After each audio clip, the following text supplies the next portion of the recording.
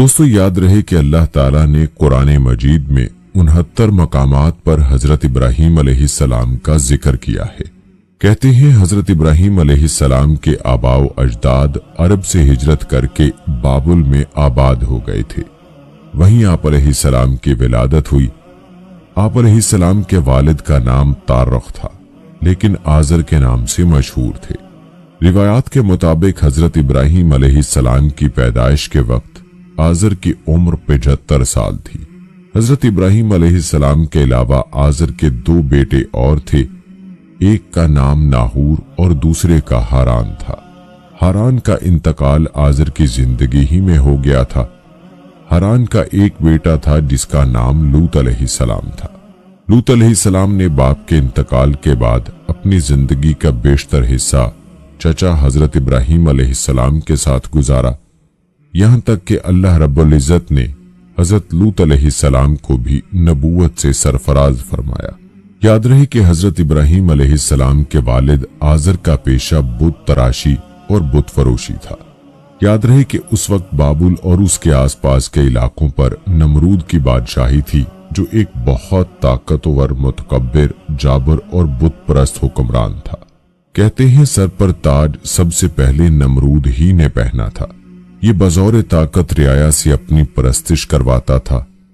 ایک مرتبہ اس نے عجیب و غریب خواب دیکھا کہ آسمان پر ایک بڑا، روشن اور خوبصورت ستارہ نمودار ہوا، جس کی روشنی اتنی تیز تھی کہ اس نے آسمان پر چمکتے چاند اور لاکھوں ستاروں کی روشنی کو ماند کر دیا۔ صبح ہوئی تو نمرود نے شہر کے تمام بڑے کاہنوں اور نجومیوں کو دربار میں طلب کر کے اپنا خواب سنایا اور تعبیر مانگی۔ نجومیوں نے تعبیر بتائی کہ اس شہر میں عنقریب ایک ایسا بچہ پیدا ہونے والا ہے جو عظیم بادشاہ کے زوال کا باعث بنے گا اور ہمارے خداؤں کے مقابلے میں ایک خدا اور اس کے دین کا پرچار کرے گا۔ نجومیوں کی اس خبر نے نمرود کو سخت پریشان کر دیا، چنانچہ اس نے فوری حکم جاری کیا کہ جو بھی بچہ پیدا ہو اسے فوری قتل کر دیا جائے۔ بادشاہ کے حکم پر عمل درآمد شروع کر دیا گیا اور بابل کی سرزمین نوزائیدہ بچوں کے خون سے سرخ ہو گئی۔ لیکن حضرت ابراہیم علیہ السلام کی ولادت اللہ کی منشا تھی، اور ابھی بادشاہ کے فرمان کو کچھ ہی وقت گزرا تھا کہ حضرت ابراہیم علیہ السلام کی ولادت کا وقت قریب آ گیا۔ آزر اور ان کی بیوی کو اپنی اولاد کا خون کسی صورت قبول نہ تھا، لہذا دونوں نے اسے چھپ کر پالنے کا فیصلہ کر لیا اور بچے کی پیدائش سے پہلے ہی بابل کے پہاڑوں کے درمیان ایک غار تلاش کر لیا۔ حضرت ابراہیم علیہ السلام کی والدہ نے اس غار میں بچے کو جنم دیا اور بچے کو اللہ کے سپرد کر کے گھر واپس آ گئیں۔ والدہ باقاعدگی سے چھپتے چھپاتے غار میں جاتی اور بچے کو دودھ پلا کر واپس آ جاتی۔ کچھ ہی عرصے بعد آپ بڑے ہو گئے تو والدین گھر لے آئے اور اللہ تعالیٰ نے اپنی حکمت سے حضرت ابراہیم علیہ السلام کو زندہ سلامت رکھا۔ دوستو یاد رہے کہ حضرت ابراہیم علیہ السلام کو اللہ تعالیٰ نے بچپن ہی سے صراط مستقیم پر رکھا تھا اور اپنا رسول منتخب کر لیا تھا، جیسا کہ قرآن مجید کی سورہ انبیاء کی آیت نمبر 51 میں اللہ تعالیٰ ارشاد فرماتے ہیں، اور ہم نے ابراہیم علیہ السلام کو پہلے ہی سے ہدایت دی تھی اور ہم ان کے حال سے واقف تھے۔ حضرت ابراہیم علیہ السلام نے والد کو بت تراشتے اور ان کو پوجتے دیکھا تو ان سے سوال کیا، یہ کیا ہیں؟ والد نے کہا کہ یہ ہمارے خدا ہیں۔ حضرت ابراہیم علیہ السلام نے تعجب سے کہا، یہ کیسے خدا ہیں کہ جن کو آپ پتھر کے ٹکڑوں سے تراش رہے ہیں؟ کہتے ہیں کہ ایک دن والد نے انہیں ایک ٹوکرے میں بہت سے بت رکھ کر دیے کہ انہیں بازار جا کر بیچ آؤ۔ والد کے حکم کی تعمیل کرتے ہوئے ٹوکرا لے کر بازار پہنچ گئے اور آواز لگائی، اے لوگو، آؤ اور اپنے ان خداؤں کو خرید لو جو تم کو نفع پہنچا سکتے ہیں اور نہ نقصان۔ لوگ جمع ہوتے اپنے خداؤں کے بارے میں حضرت ابراہیم علیہ السلام کی گفتگو کو تعجب سے سنتے اور آگے بڑھ جاتے۔ بازار جانے کا یہ سلسلہ کئی دن تک جاری رہا، جب ایک بت بھی نہ بکا، بلکہ لوگوں نے حضرت ابراہیم علیہ السلام کی شکایتوں کے انبار لگا دیے तो आज़र ने उन्हें बाजार भेजना बंद कर दिया। अलबत्ता हजरत इब्राहीम अलैहिस्सलाम बचपन ही से माबूद हकीकी की जुस्तजू और निज़ाम कायनात पर गौर और तदब्बुर करने लगे। अल्लाह ताला ने हजरत इब्राहीम अलैहिस्सलाम को बचपन ही में रुश्द व हिदायत और अक्ल सलीम अता फरमाई थी। वो जब छोटे थे तो हैरान होकर सोचते थे कि अपने हाथों से तराशते पत्थर के टुकड़े हमारे माबूद कैसे हो सकते हैं। उन्हें उस माबूद हकीकी की तलाश थी जिसने कुल कायनात को बनाया है। दिन रात इसी जुस्तजू और फिक्र में रहते। फिर बारी ताला ने उन्हें कायनात की कुछ और चीजों का भी मुशाहिदा करवाया, जैसा कि कुरान पाक में इरशाद है, और हम इब्राहीम अलैहिस्सलाम को आसमानों और जमीन के अजायबात दिखाने लगे ताकि वो खूब यकीन करने वालों में से हो जाएं। यानी जब रात ने उनको पर्दा तारीकी से ढांप लिया तो आसमान में एक सितारा नजर आया। कहने लगे, ये मेरा परवरदिगार है। जब वो गायब हो गया तो कहने लगे कि मुझे गायब हो जाने वाले तो पसंद नहीं। फिर जब चांद को चमकते देखा तो कहने लगे, यही मेरा परवरदिगार है। लेकिन जब वो भी छुप गया तो बोल उठे कि अगर मेरा परवरदिगार मुझे सीधा रास्ता नहीं दिखाएगा तो मैं उन लोगों में से हो जाऊंगा जो भटक रहे हैं। फिर जब सुबह सूरज को देखा कि वो आसमान पर जगमगा रहा है तो कहने लगे, मेरा परवरदिगार ये है, ये सबसे बड़ा है। मगर जब वो भी गुरूब हो गया तो कहने लगे, लोगों, जिन चीजों को तुम अल्लाह का शरीक बनाते हो मैं उनसे बेजार हूं। ये डूबने और गायब होने वाले मेरा रब नहीं हो सकते। वो कोई और ही हस्ती है जिसने इन सब को पैदा किया है, जो कुल कायनात का मालिक और खालिक है। मैंने सबसे यकसू होकर अपनी जात को उसकी तरफ मतवज्जे कर लिया है जिसने आसमानों और जमीन को पैदा किया, और मैं मुशरिकों में से नहीं हूं। दोस्तों, रिवायात में आता है कि खलते नबूवत से सरफराज होने के बाद हजरत इब्राहीम अलैहिस्सलाम ने सबसे पहले अपने वालिद को तौहीद की दावत दी। इस सिलसिले में उनका अपने वालिद से क्या मनाजरा हुआ उसे कुरान पाक की सूरह मरियम में यूं बयान किया गया है, और जब इब्राहीम ने अपने वालिद से कहा कि अब्बा, ऐसी चीजों को क्यों पूछते हो जो सुन सकती हैं और ना देख सकती हैं और ना ही आपके कुछ काम आ सकती हैं। अब्बा, मुझे ऐसा इल्म मिला है जो आपको नहीं मिला, तो आप मेरे साथ हो जाइए, मैं आपको सीधी राह पर चला दूंगा। ऐ मेरे अब्बा, शैतान की पूजा न कीजिए, बेशक शैतान अल्लाह का नाफरमान है। अब्बा, मुझे डर लगता है कि आपको अल्लाह का अजाब न आ पकड़े तो आप शैतान के साथी हो जाएंगे। दोस्तों, आपने मुलाहिजा फरमाया कि हजरत इब्राहीम अलैहिस्सलाम ने अदब व एहतराम के तकाज़ों को पूरी तरह मलहूज़े खातिर रखते हुए निहायत मोहब्बत और प्यार से बाप को तौहीद के बारे में आगाह फरमाया।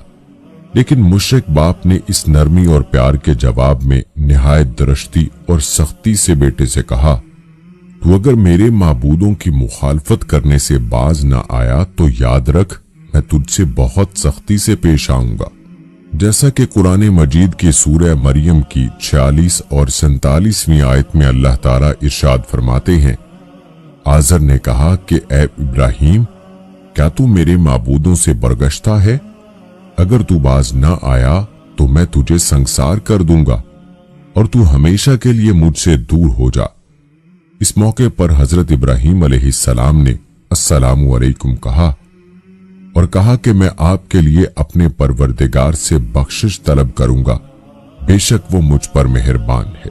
दोस्तों, फिर हजरत इब्राहीम अलैहिस्सलाम की कौम का ईद का दिन करीब आया तो पूरी कौम शहर से बाहर जाकर ईद की खुशियां मनाने की तैयारियों में मसरूफ हो गई। लोगों ने हजरत इब्राहीम अलैहिस्सलाम को भी साथ चलने की दावत दी, लेकिन उन्होंने साथ जाने से इनकार कर दिया। दरअसल वो किसी ऐसे मौके की तलाश में थे कि जब कोई ना हो और वो सबसे बड़े इबादत खाने में रखे बुतों को मसमार कर सके। चुनाचे लोगों ने ईद की सुबह सबसे पहले अपने बुतों को सजाया, फिर हस्बे रिवायत उनके आगे तरह तरह के खाने सजाए उनमें रिवाज था कि मेले से वापस आकर उस खाने को बड़े एहतराम से खाते थे। इस काम से फारिग होकर सब लोग शहर से बाहर मेले में चले गए तो हजरत इब्राहीम अलैहिस्सलाम कुल्हाड़ा लिया, बुत खाने में दाखिल हो गए और बुतों को तोड़ना शुरू किया, जिसका नक्शा कुरान पाक में अल्लाह ताला ने सूरह साफात की आयत नंबर 91 से 93 में यूं खींचा है। हजरत इब्राहीम अलैहिस्सलाम छुपते छुपाते उनके माबूदों के पास गए और फरमाने लगे, तुम खाते क्यों नहीं? तुम्हें क्या हो गया है? तुम बोलते क्यों नहीं? फिर उनको दाएं हाथ से मारना और तोड़ना शुरू कर दिया। जब तमाम बुत तोड़ दिए तो आप अलैहिस्सलाम ने कुल्हाड़ा बड़े बुत के कंधे पर लटका दिया और घर वापस आ गए। शाम को लोग खुशी खुशी मेले से वापस आए और बुतों के पास पहुंचे ताकि खाना तनावल करें, लेकिन वहां का तो मंजर ही हैबतनाक था। सब बुत औंधे पड़े थे। ये मंजर देखकर वो गुस्से से पागल हो गए। उनमें से बहुत सौ को यकीन था कि यह काम इब्राहीम अलैहिस्सलाम ही ने किया होगा। जैसा कि कुरान पाक में इरशाद है, लोगों ने कहा कि हमने एक नौजवान को इनका जिक्र करते हुए सुना है, उसे इब्राहीम कहते हैं। चुनाचे हजरत इब्राहीम अलैहिस्सलाम को बुलाया गया। जब आप अलैहिस्सलाम आए तो मुशरिकों ने कहा, ऐ इब्राहीम, हमारे माबूदों के साथ तुमने क्या किया है? इब्राहीम अलैहिस्सलाम ने कहा, ये उनके बड़े बुत ने किया होगा, अगर वो बोलते हों तो उनसे पूछ लो। उन्होंने अपने दिल में गौर किया तो आपस में कहने लगे, बेशक हम ही जालिम हैं। फिर शर्मिंदा होकर सर नीचे कर लिया और बोले, तुम जानते हो कि ये बोलते नहीं हैं। हजरत इब्राहीम अलैहिस्सलाम ने जवाब दिया, जिसका जिक्र अल्लाह ताला ने सूरह अनबिया की आयत नंबर 60 से 67 में किया है। फिर तुम अल्लाह को छोड़कर क्यों ऐसी चीजों को पूछते हो जो तुम्हें कुछ फायदा दे सकें और ना नुकसान? तुफ है तुम पर और जिनको तुम अल्लाह के सिवा पूछते हो उन पर, क्या तुम अकल नहीं रखते? दोस्तों, बुतों को तोड़ने का ये अमल नमरूद और उसकी कौम के नजदीक नाकाबिले माफी जुर्म था। लिहाजा उन्होंने फैसला किया कि हजरत इब्राहीम अलैहिस्सलाम को इतनी सख्त और इबरतनाक सजा दी जाए कि आइंदा किसी को बुतों की बेहुरमती की हिम्मत ना हो। चुनाचे नमरूद के हुक्म पर खंदक खोदी गई। फिर कौम के हर फर्द ने उस काम को मुकद्दस समझते हुए उसमें लकड़ियां जमा करनी शुरू की। यहां तक कि अगर किसी को कोई काम रुका हुआ था तो उसने मन्नत मांगी कि काम हो जाए तो इब्राहीम अलैहिस्सलाम को जलाने के लिए लकड़ी का गट्ठा दूंगा। खंदक के भर जाने के बाद उसमें आग रोशन कर दी गई। फिर एक मंजनीक बनाई गई जिसके जरिए हजरत इब्राहीम अलैहिस्सलाम को रस्सियों से जकड़कर आग में फेंक दिया गया। इस मौके पर हजरत इब्राहीम अलैहिस्सलाम ने कहा, हमें अल्लाह ही काफी है और वही बेहतरीन कारसाज है। हजरत इब्ने अब्बास रज़ियल्लाहु ताला अन्हु और हजरत सईद बिन जुबैर रज़ियल्लाहु ताला अन्हु से मरवी है कि उस वक्त बारिश वाला फरिश्ता इज़्तिराब और परेशानी के आलम में कह रहा था कि कब मुझे हुक्म मिले और बारिश बरसाऊं, लेकिन अल्लाह का हुक्म बिला वास्ते कि ज्यादा तेज था, यानी अल्लाह ने खुद ही आग को हुक्म फरमा दिया और आग गुलो गुलजार बन गई। जैसा कि कुरान मजीद की सूरह अनबिया की आयत नंबर 69 में अल्लाह ताला इरशाद फरमाते हैं, हमने कहा, ऐ आग, इब्राहीम अलैहिस्सलाम पर ठंडी और सलामती वाली हो जा। दोस्तों, रिवायात में आता है कि हजरत जिब्राइल अलैहिस्सलाम हजरत इब्राहीम अलैहिस्सलाम के साथ थे और आपकी जबीए अथर यानी पेशानी से पसीना पूंछ रहे थे और इस पसीने के अलावा उन्हें और कोई तकलीफ नहीं पहुंची। हजरत अबू हुरैरा रज़ियल्लाहु ताला अन्हु से मरवी है, हजरत इब्राहीम अलैहिस्सलाम के वालिद के कहे हुए कलमात में सबसे अच्छे कलमात वो हैं जो उसने अपने बेटे को आग के अंदर देखकर कहे थे, ऐ इब्राहीम, तेरा परवरदिगार बेहतरीन परवरदिगार है। और हजरत मिनहाल बिन अमरो रहमहुल्लाह अलैह से मरवी है, हजरत इब्राहीम अलैहिस्सलाम उस आग में 40 या 50 दिन ठहरे और उन्होंने फरमाया कि मैंने उन दिनों से अच्छी जिंदगी नहीं गुजारी और मेरी तमन्ना रही کہ میری پوری زندگی اسی کی طرح ہو جائے۔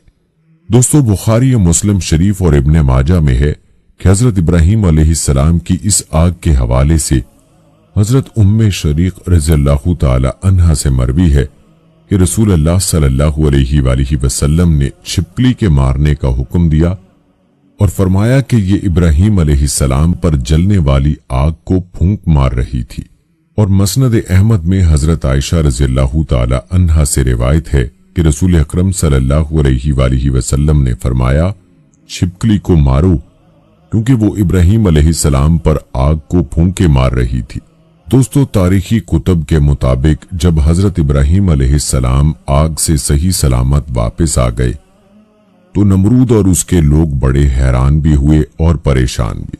اس موقع پر نمرود نے حضرت ابراہیم علیہ السلام سے کہا، اے ابراہیم، کیا تم نے اپنے اس رب کو دیکھا بھی ہے کہ وہ کون ہے اور کہاں رہتا ہے؟ حضرت ابراہیم علیہ السلام نے کہا، میرا رب تو وہ ہے جو زندہ کرتا ہے اور مارتا ہے۔ نمرود بولا، یہ کیا مشکل ہے، یہ تو میں بھی کر سکتا ہوں۔ اس نے اپنے 2 غلاموں کو دربار میں بلایا، ان میں سے ایک کو قتل اور دوسرے کو چھوڑ دیا۔ پھر بولا، دیکھو، میں نے ایک کو مار دیا اور دوسرے کو زندگی دے دی۔ حضرت ابراہیم علیہ السلام نے اس کی بے وقوفی کی بات سن کر فرمایا، میرا اللہ تو سورج کو مشرق سے نکالتا ہے، تم اسے مغرب سے نکال دو۔ حضرت ابراہیم علیہ السلام کے اس سوال کا نمرود کے پاس کوئی جواب نہ تھا، چنانچہ وہ حواس باختہ ہو کر دربار سے اٹھ کر چلا گیا۔ روایات میں آتا ہے کہ آگ میں ڈالے جانے کے بعد حضرت ابراہیم علیہ السلام نے بابل سے ہجرت کا ارادہ فرمایا اور پھر ایک دن اپنے اہل خانہ کے ساتھ حران نامی علاقے میں ہجرت کر گئے۔ حضرت ابراہیم علیہ السلام نے بابل ہی میں اپنی چچا زاد بہن حضرت سارہ علیہ السلام سے شادی کر لی تھی۔ پھر اللہ تعالیٰ نے آپ علیہ السلام کو بیت المقدس جانے کا حکم فرمایا۔ اس وقت آپ علیہ السلام کی عمر 75 سال تھی۔ بیت المقدس میں کچھ عرصہ قیام کے بعد آپ علیہ السلام مصر ہجرت کر گئے۔ حضرت ابراہیم علیہ السلام جس وقت مصر پہنچے تو وہاں فرعونوں کی حکومت تھی اور عمر بن امرت القیس وہاں کا فرعون یعنی بادشاہ تھا، جو نہایت عیاش، ظالم اور جابر تھا۔ کسی نے بادشاہ کو بتایا کہ ہمارے شہر میں ایک پردیسی آیا ہے جس کے ساتھ ایک حسین و جمیل عورت بھی ہے۔ فرعون نے یہ سن کر فوری طور پر حضرت ابراہیم علیہ السلام کو دربار میں طلب کیا اور حضرت سارہ علیہ السلام کے بارے میں سوال و جواب کیے۔ حضرت سارہ علیہ السلام اللہ کی برگزیدہ بندی تھیں اور انہیں اپنے اللہ پر بڑا یقین تھا، چنانچہ وہ طلب کرنے پر بادشاہ کے پاس تشریف لے گئیں۔ بادشاہ نے جب انہیں دیکھا تو خود پر قابو نہ رکھ سکا اور برے ارادے سے انہیں پکڑنے کے لیے آگے بڑھا۔ حضرت سارہ علیہ السلام اس وقت اپنے رب سے دعا میں مصروف تھیں۔ جیسے ہی فرعون آگے بڑھا، اس کے قدم زمین میں دھنس گئے۔ بادشاہ بدحواس ہو گیا اور جلدی سے بولا، تم میرے لیے اپنے اللہ سے دعا کرو، میں تمہیں کوئی تکلیف نہیں پہنچاؤں گا۔ حضرت سارہ علیہ السلام نے دعا فرمائی کہ اے اللہ، اگر یہ مر گیا تو کہا جائے گا کہ میں نے اسے قتل کیا ہے، اے اللہ تو اسے آزاد کر دے۔ اس دعا کے بعد اللہ نے اسے آزاد کر دیا، لیکن وہ اپنی حرکت سے باز نہ آیا۔ دوبارہ آگے بڑھا تو مزید اندر گھس گیا۔ اس نے پھر دعا کے لیے کہا۔ حضرت سارہ علیہ السلام نے دعا کی، وہ پھر آزاد ہو گیا۔ راوی کہتے ہیں کہ تیسری یا چوتھی بار میں وہ پکار اٹھا اور اپنے درباریوں سے کہا کہ تم میرے پاس کسی انسان کو نہیں لائے ہو۔ پھر اس نے حضرت سارہ علیہ السلام کو عزت و احترام سے رخصت کیا، بلکہ ایک خادمہ حضرت حاجرہ علیہ السلام بھی ان کی خدمت میں پیش کی۔ کئی محققین کے مطابق حضرت حاجرہ بادشاہ کی لونڈی نہیں بلکہ بیٹی تھی۔ حضرت سارہ علیہ السلام حضرت حاجرہ علیہ السلام کو ساتھ لے کر حضرت ابراہیم علیہ السلام کے پاس تشریف لائیں تو دیکھا کہ وہ نماز میں مصروف ہیں۔ فارغ ہو کر بیوی سے سوال کیا کہ کیا ہوا؟ حضرت سارہ علیہ السلام نے جواب دیا کہ اللہ نے کافر کے مکر کو رد کر دیا اور فاجر کی برائی کو اس کے سینے میں دفن کر دیا۔ दोस्तों, कहा जाता है कि इस वाक़े के बाद हजरत इब्राहीम अलैहिस्सलाम दोबारा फलस्तीन मुंतकिल हो गए। कुछ अरसा बीता तो एक दिन हजरत सारा अलैहिस्सलाम ने हजरत इब्राहीम अलैहिस्सलाम से फरमाया कि मैं चाहती हूं कि आप अलैहिस्सलाम हाजरा से निकाह कर लें, शायद अल्लाह आपको औलाद की नेमत से नवाज दे। उस वक्त तक आप अलैहिस्सलाम की औलाद नहीं हुई थी और फिर हजरत सारा अलैहिस्सलाम ने आप अलैहिस्सलाम का निकाह हजरत हाजरा अलैहिस्सलाम से करवा दिया। अल्लाह ताला ने साल भर बाद ही हजरत हाजरा अलैहिस्सलाम के बतन से हजरत इस्माइल अलैहिस्सलाम को पैदा फरमाया। बाद अज़ा हजरत इब्राहीम अलैहिस्सलाम अल्लाह ताला के हुक्म से हजरत हाजरा और नौमौलूद बेटे को लेकर फलस्तीन से नामालूम मंजिल की जानिब चल पड़े और फिर हजरत इब्राहीम अलैहिस्सलाम अपनी ज़ौजा और लख्ते जिगर के साथ सहराओं, पहाड़ों और मैदानों को अबूर करते हुए एक ऐसी वादी में पहुंचे जहां दूर दूर तक चरिंद परिंद थे और ना ही पानी का नामो निशान। लेकिन हैरान कुन तौर पर इस वादी के दरमियान एक बूढ़ा दरख्त न जाने कब से अपने मकीनों के इंतजार में तन्हा खड़ा था।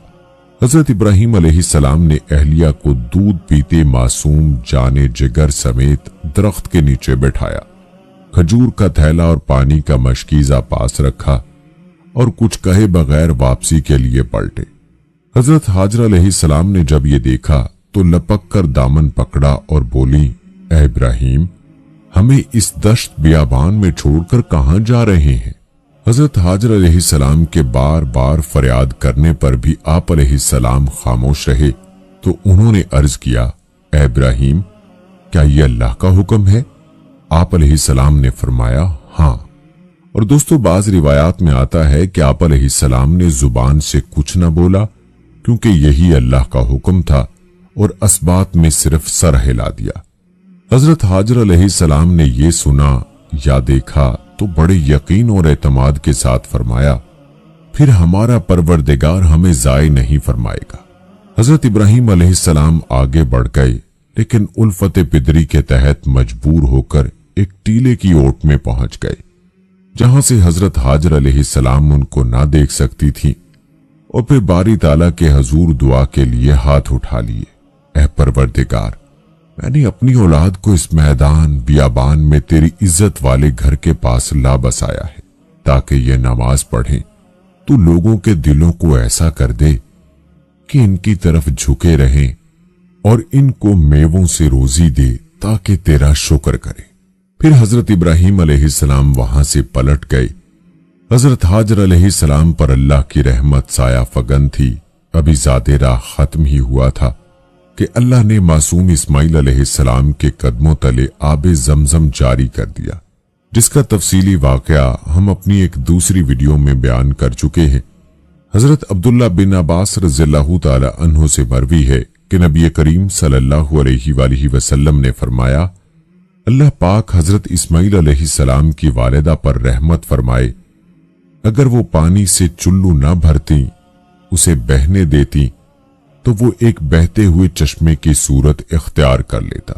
कुछ ही अरसा गुजरा था कि बनु जरहम का कबीला हजरत हाजर अलैहिस्सलाम की इजाजत से वहां आबाद हो गया और फिर अल्लाह अज़्ज़ा व जल ने जल्द ही उस गैर आबाद वादी को शहर में बदल दिया।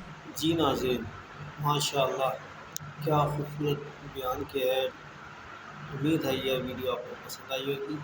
अगर आपको हमारी वीडियो अच्छी लगी तो हमारे चैनल को लाइक, सब्सक्राइब और शेयर करें।